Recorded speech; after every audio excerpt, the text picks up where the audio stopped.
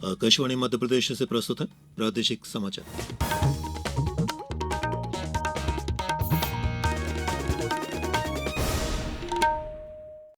नमस्कार, समाचारों के साथ मैं प्रशांत सेंगर।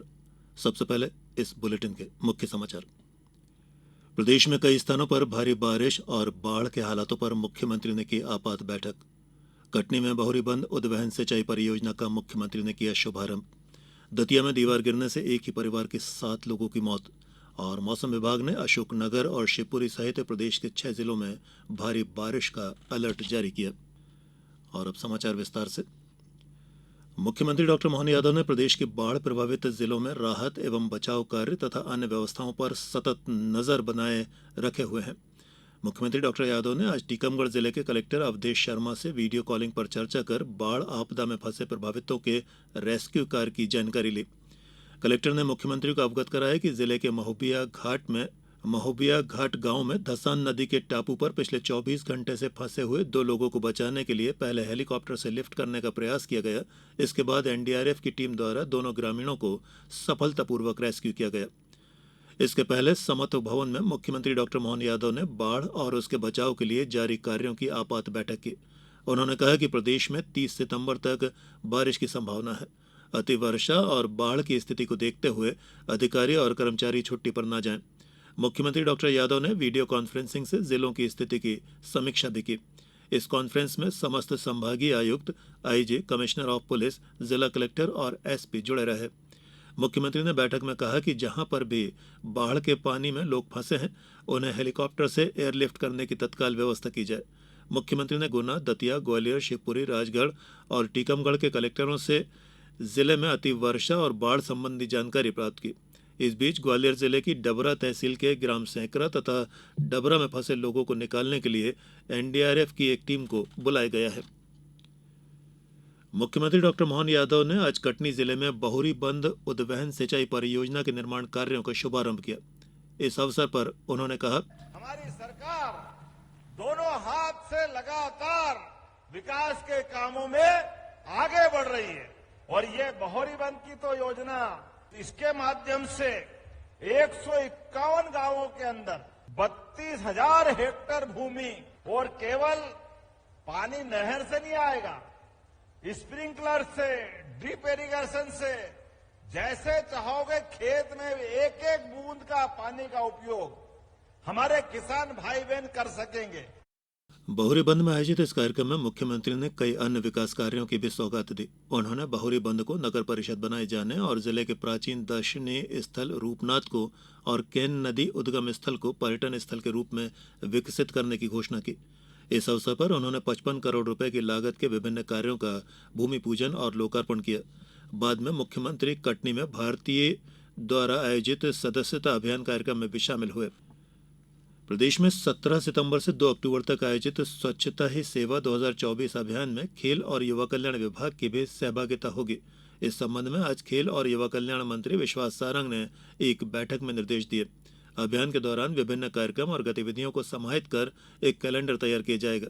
उन्होंने अभियान अवधि के प्रत्येक दिन यूथ कोऑर्डिनेटर के साथ मिलकर गतिविधियां संचालित करने और जनप्रतिनिधियों तथा नागरिकों के सहयोग से जिला स्तर पर भी काम करने के निर्देश दिए। पद्म पुरस्कार 2025 के लिए इस महीने की 15 तारीख तक नाम भेजे जा सकते हैं। पद्म पुरस्कारों की घोषणा अगले वर्ष गणतंत्र दिवस पर की जाएगी। पद्म पुरस्कारों के लिए नामांकन प्रक्रिया इस वर्ष 1 मई से शुरू हुई थी। नामांकन केवल राष्ट्रीय पुरस्कार पोर्टल पर ऑनलाइन ही स्वीकार किए जाएंगे। नामांकन में सभी प्रासंगिक के विवरण शामिल होने चाहिए। इसमें पुरस्कार के लिए अनुशंसित व्यक्ति की विशिष्ट और असाधारण उपलब्धियों का भी उल्लेख होना चाहिए। मार्क्सवादी कम्युनिस्ट पार्टी के महासचिव सीताराम येचुरी का आज नई दिल्ली के अखिल भारतीय आयुर्विज्ञान संस्थान एम्स में निधन हो गया। 72 वर्षीय येचुरी लंबे समय से बीमार चल रहे थे। शनिवार को उनका पार्थिव शरीर नई दिल्ली स्थित पार्टी मुख्यालय में अंतिम दर्शन और श्रद्धांजलि के लिए रखा जाएगा। उनके परिवार ने चिकित्सकीय अनुसंधान के लिए उनके शरीर को एम्स को दान किया है। समाचारों में अब वक्त हो चला है एक छोटे से अंतराल का।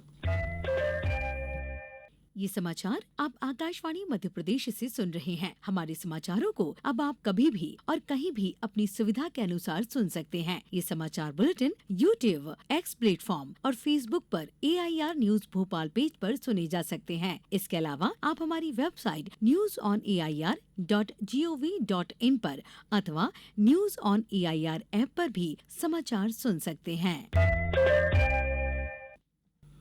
अंतराल के बाद एक बार फिर आप सभी का प्रादेशिक समाचारों में स्वागत है। बात दतिया की एक दुर्घटना की करते हैं। दतिया में लगातार 48 घंटे से हो रही बारिश के कारण खलकापुरा मोहल्ले में 400 साल पुरानी एक राजसी दीवार गिरने से 7 लोगों की मौत की खबर है। पुरानी दीवार 2 कच्चे मकान पर जा गिरी, जिससे एक ही परिवार के 9 लोग दब गए। दतिया जिला प्रशासन, पुलिस प्रशासन और एनडीआरएफ की टीम द्वारा चलाए गए राहत कार्य के बाद 2 व्यक्तियों को बचा लिया गया। मुख्यमंत्री डॉक्टर मोहन यादव ने घटना पर शोक व्यक्त किया है। उन्होंने मृतकों के परिवारों को 4-4 लाख रुपए की आर्थिक सहायता राशि प्रदान करने के निर्देश दिए हैं। दतिया कलेक्टर संदीप माकिन ने इस घटना की जानकारी देते हुए हमें बताया, बरसात जो अपनी 36 घंटे से लगभग हो रही थी उसके कारण ढह गई और उसके नीचे एक वंशकार परिवार था जिसके 9 सदस्य थे, वो उसके नीचे दब गए। यहाँ के ही लोगों ने पहले 2 लोगों को जो बच सकने की स्थिति थी तुरंत उनको बाहर की तरफ से निकाला और फिर हम लोग ने उनको हॉस्पिटल पहुँचाया, वो सुरक्षित है। उसके बाद एसडीआरएफ की मदद से 3 शवों को निकाला जा सका और फिर अब जाके इस समय जाके 7 शवों को निकाला गया। माननीय मुख्यमंत्री जी ने इस पर विशेष चिंता व्यक्त की। मुख्यमंत्री डॉक्टर मोहन यादव ने आज self management through self evolution किताब का समत्व भवन में विमोचन किया। डॉक्टर विक्रांत सिंह तोमर की आत्मबोध पर केंद्रित इस पुस्तक का आमुख राष्ट्रीय स्वयंसेवक संघ के सरसंघ चालक डॉक्टर मोहन भागवत ने लिखा है। डॉक्टर भागवत ने पुस्तक को नई पीढ़ी के युवाओं के स्वयं मूल्यांकन के लिए उपयोगी साधन निरूपित किया है। भारतीय आध्यात्मिक अवधारणाओं पर अंग्रेजी में प्रकाशित इस पुस्तक के 7 अध्याय हैं। प्रश्नावली के स्वरूप में ये पुस्तक कर्म, ज्ञान, योग तथा भक्ति के माध्यम से स्वयं के उत्थान और कुंडलिनी द्वारा अपनी क्षमताओं के परीक्षण का अवसर प्रदान करती है। सागर में 27 सितंबर को आयोजित होने वाले रीजनल इंडस्ट्रियल कॉन्क्लेव की तैयारियां जोरों पर हैं। आज जनप्रतिनिधियों के साथ प्रशासनिक अधिकारियों की एक बैठक आयोजित की गई। इसमें खाद्य नागरिक आपूर्ति एवं उपभोक्ता संरक्षण मंत्री गोविंद सिंह राजपूत और सांसद श्रीमती लता वानखेड़े के अलावा कई जनप्रतिनिधि और अधिकारी मौजूद रहे। मंत्री श्री राजपूत ने कहा कि पीटीसी ग्राउंड में आयोजित होने वाले इस कॉन्क्लेव के लिए अब तक 1000 से अधिक रजिस्ट्रेशन हो चुके हैं और अगले कुछ ही दिनों में रजिस्ट्रेशन की संख्या 3000 से अधिक होने की संभावना है। उन्होंने कहा कि कॉन्क्लेव के माध्यम से सागर संभाग में petrochemical, plastic products, agriculture, food processing, dairy products, MSME और वन डिस्ट्रिक्ट वन प्रोडक्ट जैसे विभिन्न उद्योगों के लिए निवेश मिलेगा। सांसद श्रीमती लता वानखेड़े ने इस दौरान कहा कि इस आयोजन से क्षेत्र में न केवल औद्योगिकीकरण को बढ़ावा मिलेगा बल्कि यहां आर्थिक विकास के साथ साथ रोजगार भी सृजित होगा।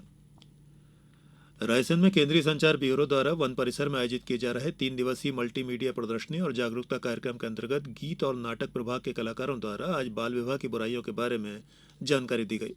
इस विषय पर बाल संरक्षण अधिकारी राजा वर्मा द्वारा भी विस्तार से जानकारी देकर उपस्थित जन को जागरूक किया गया। बात मौसम की करते हैं। प्रदेश में लगातार बारिश का दौर जारी है। मौसम विभाग ने अगले 24 घंटों के लिए अशोकनगर, शिवपुरी, ग्वालियर, दतिया, श्योपुर और निवाड़ी जिलों के लिए अति भारी बारिश का अलर्ट जारी किया है। प्रदेश के अन्य जिलों के लिए कहीं कहीं भारी वर्षा का येलो अलर्ट भी जारी किया गया है। साथ ही भिंड, मुरैना, ग्वालियर, श्योपुर और शिवपुरी जिलों के लिए बाढ़ के खतरे की भी आशंका जताई गई है।